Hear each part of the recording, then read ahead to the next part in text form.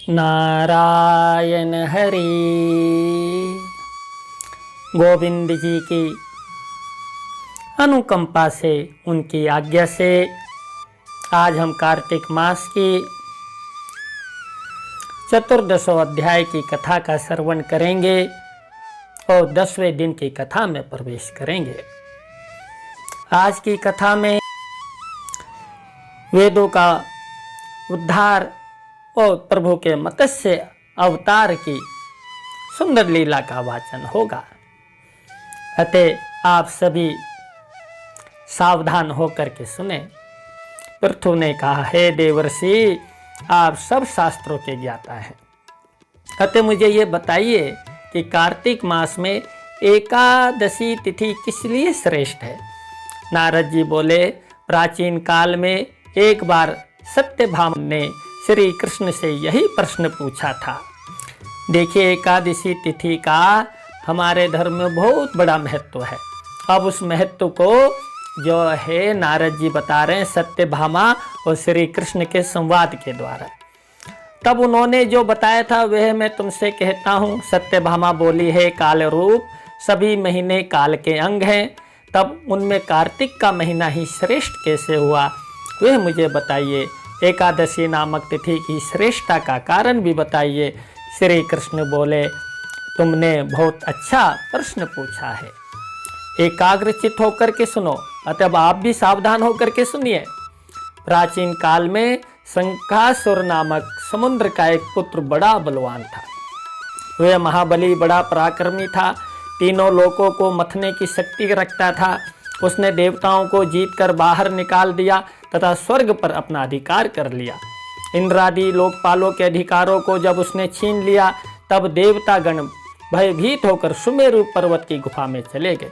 बहुत वर्षों तक देवता जब शंखासुर की पकड़ में नहीं आ सके, तब उसने अपने मन में यह विचार किया कि देवलोक पर तो मैंने अधिकार कर लिया, परंतु वे बलवान होने के कारण दुष्ट देवता अभी तक मेरे अधिकार में नहीं आ सके हैं। अब मैं क्या करूं? मुझे पता चला है कि ये देवता वेद मंत्रों के बल से बलवान बनते हैं, अतः मैं वेदों को ही चुराकर स्वयं बलवान बनूंगा। यह सोचकर वह दैत्य एक समय विष्णु को सोते हुए देखकर सत्यलोक से वेदों को चुरा लाया। राक्षस द्वारा लाए गए वेद भयभीत होकर यज्ञ मंत्रों सहित जल में बह गए। तब उन्हें ढूंढने के लिए शंखासुर समुद्र के भीतर जा पहुंचा, परंतु उन्हें कहीं नहीं देख पाया। तब ब्रह्मा जी सब देवताओं को लेकर विष्णु जी की शरण में गए। वे लोग पूजा सामग्री के साथ वैकुंठ लोक में पहुंचे। वहां उन्होंने विष्णु को जगाने के लिए गीत, वाद्य आदि की क्रियाएं की तथा गंध, पुष्प, धूप तथा दीप आदि बारंबार समर्पित किया। तब उनकी भक्ति से संतुष्ट होकर भगवान विष्णु जागे। देवताओं ने उन करोड़ों सूर्य के समान प्रकाशमान श्री विष्णु को जगा हुआ देखकर 16 उपचारों द्वारा, ये 16 उपचार कौन कौन से हैं? देखिए, देवता का आह्वान करना, आसन देना, पाद्य, अर्घ्य, आचमन, स्नान, वस्त्र, उपवीत, गंध, पुष्प, धूप, दीप, नैवेद्य, तांबुल, प्रदक्षिणा तथा नमस्कार। ये 16 उपचारों से हरि का पूजन करके वे पृथ्वी पर दंडवत प्रणाम करते हुए लेट गए। तब श्री विष्णु ने कहा, श्री विष्णु बोले, हे देवताओं, मैं तुम्हारे गीत, वाद्य, मंगल आदि से संतुष्ट हूँ। तुम अपनी मनोकामना कहो, मैं तुम्हें सब कुछ दूंगा। शंखासुर ने जिन वेदों को चुराया है वे सब जल के भीतर हैं। मैं उस समुद्र पुत्र को मारकर उन्हें ले आऊंगा। आज से सभी वेद, बीज, मंत्र और यज्ञ सहित कार्तिक के महीने में प्रतिवर्ष जल के भीतर निवास करेंगे। देखिए, जल जो प्रातः काल का जो स्नान बताया गया कार्तिक मास में, उसका ये महत्व भी बता रहे हैं। देखिए, कार्तिक मास में वेदों के बीज मंत्र, यज्ञ सहित और स्वयं नारायण भगवान जो हैं कार्तिक के महीने में प्रतिवर्ष जल के भीतर निवास करते हैं। आज से हम भी जल के भीतर ही कार्तिक मास में रहा करेंगे। मुनियों के साथ आप सब लोग भी, हे देवता लोग भी, आप भी इस महीने में जल के भीतर ही निवास करें। जो लोग इस कार्तिक मास में प्रातः स्नान करेंगे उन्हें सब यज्ञों की समाप्ति पर मिलने वाले स्नान का फल प्राप्त होगा। हे इंद्र, जो लोग कार्तिक मास का व्रत करेंगे वे सदैव मेरे लोक को प्राप्त होंगे। उन्हें आपत्ति से बचाने का काम तुम करोगे। हे वरुण, तुम उन्हें पुत्र पौत्र आदि संतानें दोगे। हे कुबेर, तुम उन्हें धन दोगे, क्योंकि वे लोग मेरे रूप को धारण करने वाले साक्षात जीवन मुक्त होंगे। जो लोग विधि पूर्वक जीवन भर इस व्रत को करेंगे वे मेरे समान हो जाएंगे। तुम लोगों ने एकादशी तिथि को मुझे जगाया है। देखिए, एकादशी तिथि का महत्व बता रहे हैं। देवोत्थान एकादशी भगवान को जगाया है ना, तुम लोगों ने एकादशी तिथि को मुझे जगाया है, अतः ये तिथि भी माननीय तथा मुझे सदैव प्रिय बनी रहेगी। इस मास में किया गया दोनों तिथियों का व्रत मेरा सानिध्य प्रदान करेगा। हे देवताओं, सभी प्रकार के दान, तीर्थ, तप तथा यज्ञों का फल भी इसके बराबर यानी एकादशी के बराबर नहीं होगा। नारद जी बोले, यह कहकर भगवान विष्णु मत्स्य का रूप धारण कर, बोलो मत्स्य अवतार की जय। मत्स्य का रूप धारण कर विंध्याचल पर्वत पर विराजमान कश्यप ऋषि की अंजलि में आकाश से नीचे आ गिरे। मुनि ने उन्हें अंजलि से हटाकर पहले कमंडलू में, फिर घड़े में और उसमें भी ना समा पाने पर एक कुएं में डाल दिया। लेकिन मछली का आकार बढ़ता गया। जब वह मत्स्य वहां भी ना समाया तो मुनि ने उसे समुद्र में डाल दिया, जहां वह निरंतर बढ़ने लगा। फिर मत्स्य रूपधारी भगवान विष्णु शंखासुर को मारकर तथा उसे अपने हाथ में पकड़कर बद्रीवन में जा पहुंचे। वहां उन्होंने सब ऋषियों को संबोधित करते हुए इस प्रकार कहा।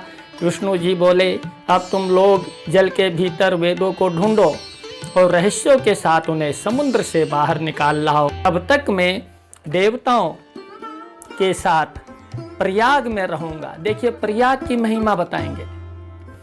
जब तक आप वेदों को ढूंढते हैं तब तक मैं प्रयाग में हूँ। कहा है, छंद, व्याकरण, कोश, चिकित्सा, ज्योतिष तथा स्मृति, इन 6 अंगों के कारण वेद को षडंग कहा गया है। शब्द शास्त्र वेद का मुख है, ज्योतिष शास्त्र वेद के नेत्र हैं, निरुक्त कान है, कल्प हाथ है, वेद की शिक्षा नाक है तथा छंद दोनों पांव हैं। नारद जी बोले, तब सभी तपस्वी मुनियों ने मिलकर उन वेदों को ढूंढा। जिसे जो भाग प्राप्त हुआ वह उस भाग का ऋषि बन गया। फिर वे सब मुनि प्रयाग में पहुंचे और अपने द्वारा ढूंढे गए वेदों को विष्णु के समक्ष रख दिया। वेदों को पाकर ब्रह्मा अत्यंत प्रसन्न हुए। फिर उन्होंने देवताओं तथा ऋषियों के साथ मिलकर अश्वमेघ यज्ञ आरंभ किया। यज्ञ के अंत में देवता, गंधर्व, सिद्ध, नाग, गुहयक पृथ्वी पर सिर रखकर दंडवत प्रणाम करते हुए इस प्रकार बोले। देवताओं ने कहा, हे जगन्नाथ, हे प्रभु, यह हमारे लिए आनंद का समय है, अतः आप कोई वर प्रदान करें। हे रमापति, ऋषियों ने खोए हुए वेदों को पुनः प्राप्त कर लिया है तथा आपकी कृपा से हमने यज्ञ का भाग भी प्राप्त कर लिया है। यह स्थान पृथ्वी पर अत्यंत श्रेष्ठ तथा पुण्यवर्धक हो। कौन सा स्थान? भगवान कहाँ पर है? भगवान इस समय प्रयाग में है।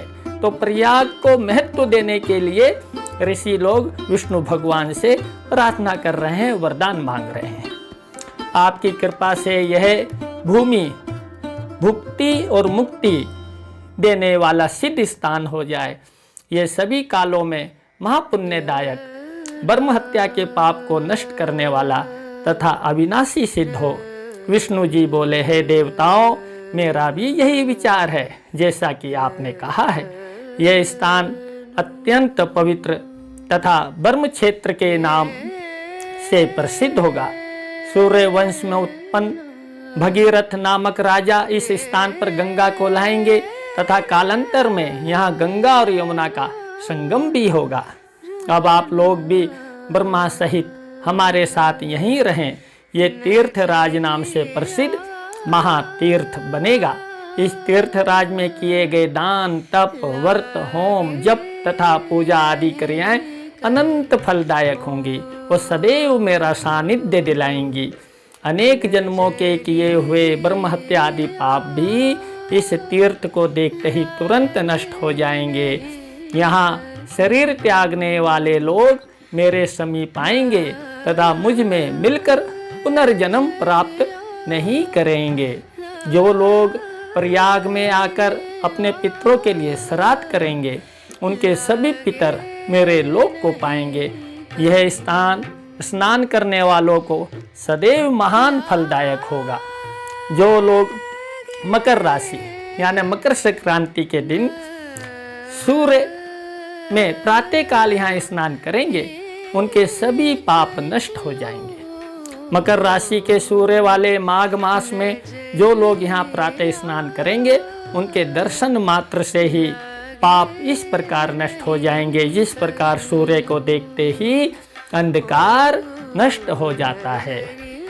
इसी प्रकार से सवलोकत्व, स्वरूपत्व, समीपत्व, इन तीनों मुक्तियों को मैं क्रमशः उन लोगों को दूंगा जो यहाँ माघ तथा कार्तिक मास में स्नान करेंगे। भगवान ने 3 मुक्तियों का इधर वर्णन किया कि सवलोकत्व यानी अपने लोक में निवास, स्वरूपत्व यानी जैसा मेरा चतुर्भुज रूप है वैसे ही रूप, और समीपत्व यानी सदैव मेरे पास रहने वाली। इन 3 मुक्तियों को वो जो हैं भगवान उन्हें देंगे जो माघ के महीने और कार्तिक के महीने।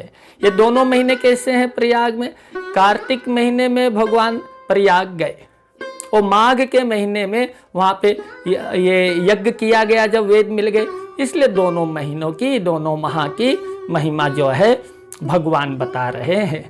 हे ऋषियों, आप सब मेरे वचनों को सुने। यद्यपि मैं बद्री वन में सदैव निवास करता हूँ, बद्रीनाथ में भगवान का सदैव निवास है, देखो स्वयं भगवान कह रहे हैं, तथापि सर्वत्र पहुँच सकता हूँ क्योंकि भगवान की गति तो हर जगह भैया, इधर भी है। हमारी कथा में भी भगवान नारायण स्वयं उपस्थित होकर के कथा का आनंद ले रहे हैं और हमें प्रेरित कर रहे हैं।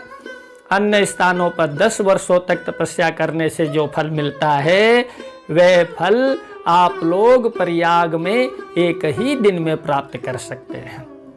जो श्रेष्ठ मनुष्य इस स्थान के दर्शन करेंगे तथा यहाँ निवास करेंगे वे सब पापों से रहित जीवन मुक्त हो जाएंगे। बोलो प्रयाग तीर्थराज की जय। मैं कार्तिक मास में जगा हूँ, आपने मुझे कार्तिक मास की एकादशी को जगाया है तथा माघ मास में यज्ञ महोत्सव हुआ है। अतः ये दोनों महीने व्रत, स्नान आदि कर्मों के लिए एक जैसे हैं। जो लोग माघ और कार्तिक मास में यहाँ प्रातःकाल प्रयाग में प्रातःकाल स्नान करेंगे, उनके दर्शन मात्र से ही बड़े बड़े पाप नष्ट हो जाएंगे। इति श्री पद्म पुराणे कार्तिक महात्म्ये मत्स्य अवतार कथन नामक 14वां अध्याय समाप्त हुआ। नारायण जी की असीम कृपा से 10वें दिन की कथा में हमने कितनी सुंदर लीला, प्रयाग का महत्व हमने सुना है, जाना है। मत्स्य अवतार की भगवान की लीला का श्रवण किया है। हे प्रभु, आप सब पर कृपा बनाए रखें। प्रयाग राज्य जैसा तीर्थ आपने दे करके जन जन को, इस विश्व को कृत किया। आपको हम नमन करते हैं, नमन करते हैं। कल 15वें अध्याय की कथा 11वें दिन के प्रवेश के लिए रहेगी। विष्णु भक्त जो है उनका और चोल राजा जो हैं उनकी सुंदर कथा का हम जो है श्रवण करेंगे। बड़ी ही भक्ति भावपूर्ण कथा रहेगी। अतः अब भगवान नारायण की जो नार में यानी जल में रहने वाले हैं पूरे कार्तिक मास में अपने सभी देवी देवताओं के साथ, इसलिए कार्तिक स्नान का इतना महत्व है। उनकी आज्ञा हो चुकी है। उनकी आज्ञा के अनुसार आज की कथा को यहीं विराम देते हैं। ओम नारायण हरि।